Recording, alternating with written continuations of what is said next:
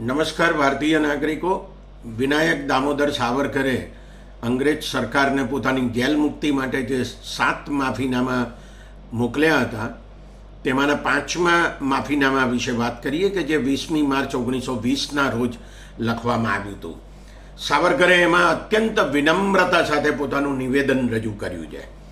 તેમણે કહ્યું છે કે મારો અને મારા ભાઈનો કિસ્સો એ રાજકીય પ્રક્રિયાને માટે પોતાની ઉત્સુકતાને કારણે કાનૂન ભંગ કરવાના ગુના સબબ પકડાયા અંગેનો છે અને તેથી એ શ્રેણીમાં આવે છે.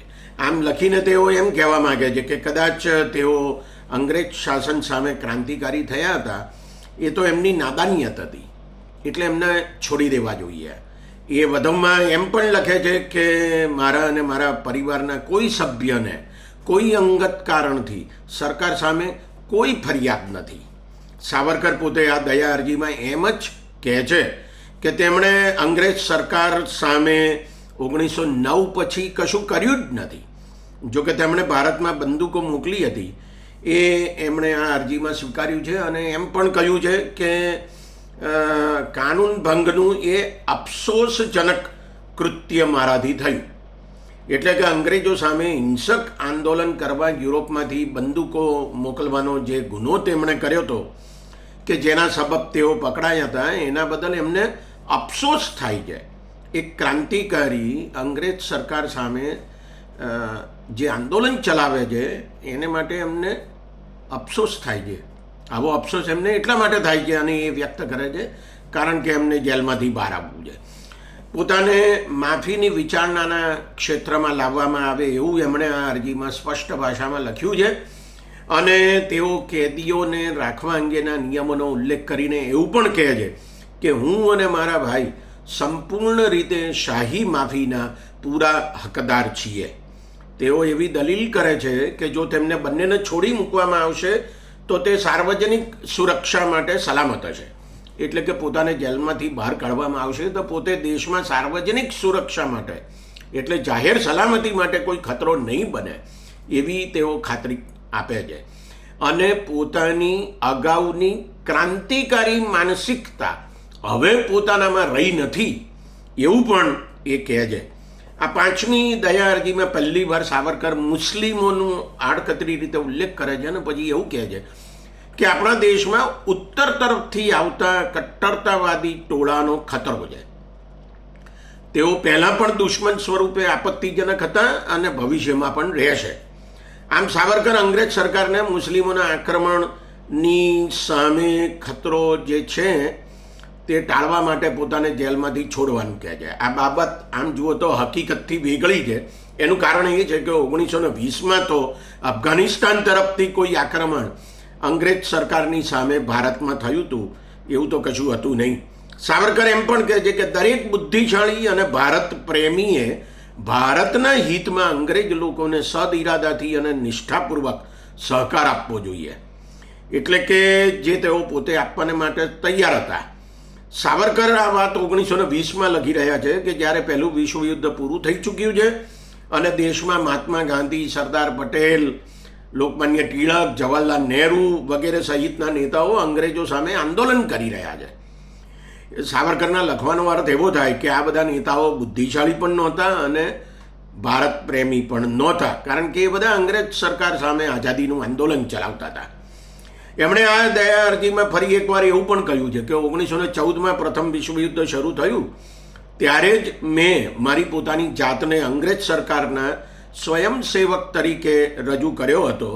સાવરકર વધુમાં એવું પણ કહે છે કે આપ ભરોસો કરો કે ના કરો, મારી ઈચ્છા એકદમ ઈમાનદારીથી વ્યક્ત કરી રહ્યો છું અને અંગ્રેજ સરકાર પ્રત્યે સ્નેહ, આદર અને પારસ્પરિક સહકારનો હાથ લંબાવું છું.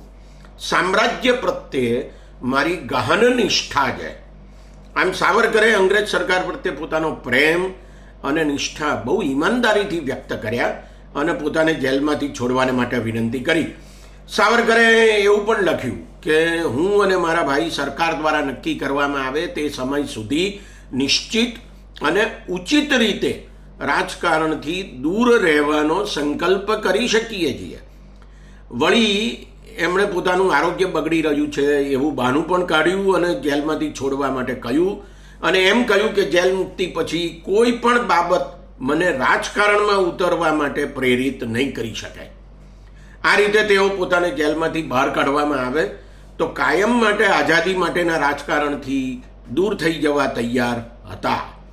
ઉપરાંત તેમણે સામે ચાલીને એમ પણ લખ્યું હતું કે રાજ્યની સલામતી સુનિશ્ચિત કરવા માટે કોઈ પ્રાંતમાં ન જવા અંગેની કે અમારી જેલ મુક્તિ પછી પોલીસને નિશ્ચિત સમયગાળામાં અમારી હિલચાલ અંગેની માહિતી આપતા રહેવાની બાબત જેવી વાજબી શરતો હું અને મારા ભાઈ સહર્ષ સ્વીકારીશું.